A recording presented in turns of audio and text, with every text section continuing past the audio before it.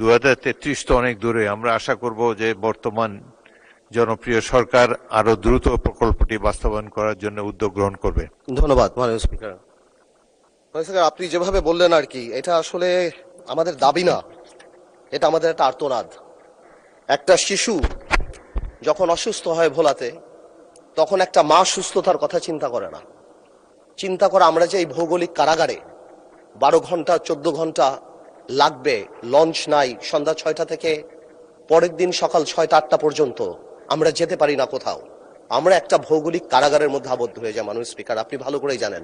Who would know better than you. এর চেয়ে আরেকটা ব্যাপার, কোনো দুর্ঘটনা যদি হয় সন্ধ্যার পরে, স্পিডবোট সন্ধ্যা 6টার পরে মাননীয় স্পিকার চলে না।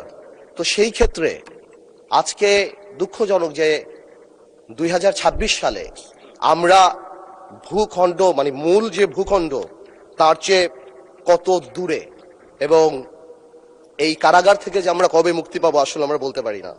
স্পিকার, আমি আরেকটা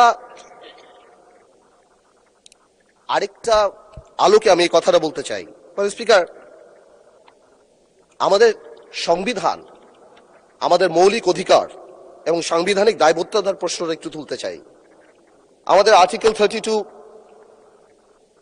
জীবন ও ব্যক্তি স্বাধীনতার কথা বলে, কাউকে বঞ্চিত করা যাবে না। ফ্রি মুভমেন্টের কথা বলে আর্টিকেল 36। ওই দিন আমাদের সম্মানিত আইনমন্ত্রী সাহেব একটা কথা বলেছিলেন, স্ট্যাচুটরি ইন্টারপ্রিটেশনের কথা, লিটারাল রুলের কথা। আপনি স্ট্যাচুটরি ইন্টারপ্রিটেশনের লিটারাল রুল দেন, কন্টেক্সচুয়াল অ্যাপ্রোচ যান, পারপোসিভ অ্যাপ্রোচ যান, ডাইনামিক অ্যাপ্রোচ যান, টিলোলজিক্যাল অ্যাপ্রোচ যান, লিভিং ইনস্ট্রুমেন্ট লিভিং অ্যাপ্রোচ যান, যেখানেই যান। এই 32 সুস্বাস্থ্য, এই 32 চিকিৎসার নিরাপত্তার কথা বলে। ফ্রি মুভমেন্ট মানে এই না যে আমি এখান থেকে এখানে গেলাম। ফ্রি মুভমেন্ট সারা বাংলাদেশ, তার স্থল হোক দ্বীপ হোক, আমি যেখানে যেতে চাই আমি সেখানে যেতে পারবো। কিন্তু আজকে আমরা কেমন জানি একটা অস্থায়ী অবহেলার মধ্যে পড়ে গিয়েছে মাননীয় স্পিকার। তাই বলবো, শুধুমাত্র ইকোনমিক ফিজিবিলিটির দিকে তাকানোর না, আমার সাংবিধানিক যে অধিকার, এবং এটা সুপ্রিম কোর্টের অনেক রুলিং আছে, এবং আপনি যেখানেই যান, আপনি যদি ব্রড ইন্টারপ্রিটেশনে দেখেন, আমি বাংলাদেশের যে কোনো জায়গায় যেতে চাই কোনো বাধা ছাড়া। কোনো ধরনের ফিনান্সিয়াল বাধা বা অবস্ট্রাকশন বা এই ধরনের অবস্ট্রাকশন এটা কোনোভাবেও সংবিধান অ্যালাউ করে না, এবং সংবিধান এখানে পজিটিভ দায়িত্ব দেয় রাষ্ট্রকে যে আমার এই বাধা সুনিশ্চিত করা। মাননীয় মন্ত্রী সাহেব 17,000 কোটি টাকা বলেছে, 17,000 কোটি হোক বা 25,000 কোটি টাকা হোক, আমার মৌলিক অধিকার এখানে অ্যাট স্টেক। সুতরাং উই নিড দ্য ব্রিজ।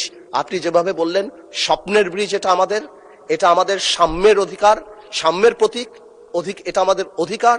এবং আমি সম্মানের সাথে মাননীয় মন্ত্রী সাহেবকে জিজ্ঞেস করব কবে নাগাদ এই ব্রিজ আরম্ভ হতে পারে এবং কত দিন লাগতে পারে। এবং আমি আরেকটু বলতে যাচ্ছি যে আমি মাননীয় প্রধানমন্ত্রীকে ধন্যবাদ জানাই যে হ্যাঁ, বরিশালে উনি এই আশ্বাস আমাদেরকে দিয়েছেন। আমি আরেকটু ধন্যবাদ জানাতে চাই, বিকজ একটা মেডিকেল কলেজও আনঅফিসিয়ালি আমি কথা হয়েছিল আমাদের মাননীয় স্বাস্থ্যমন্ত্রী সাহেবের সাথে, আমি দেখতে পেলাম মেডিকেল কলেজ অনুমোদন হয়েছে।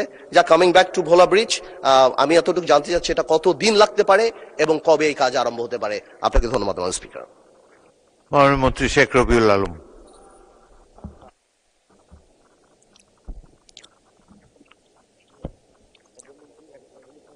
মাননীয় স্পিকার, 2022 এবং 24 সালের সম্ভাব্যতা যাচাই পরিচালনা যেটা হয়েছিল, তাতে এই প্রকল্প শেষ হওয়ার মেয়াদ ছিল নির্ধারণ করা হয়েছে 2033 সালে। কিন্তু প্রকল্পটি এখনো যে পর্যায়ে আছে সেটা অনুমোদিত হয়ে কাজ শুরু করার সম্ভাব্য সময় এই মুহূর্তে বলার বা এই অবস্থাতে বলাটা সমীচীন হচ্ছে না, বা নির্ধারণ করা সম্ভব হয়নি।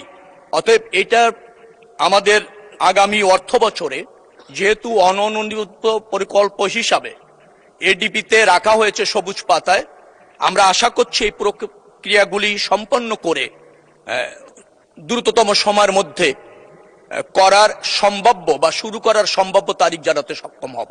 তবে এই প্রকল্প গ্রহণ করতে পারলে 2033 সালে শেষ হওয়ার তারিখ নির্ধারণ করা আছে।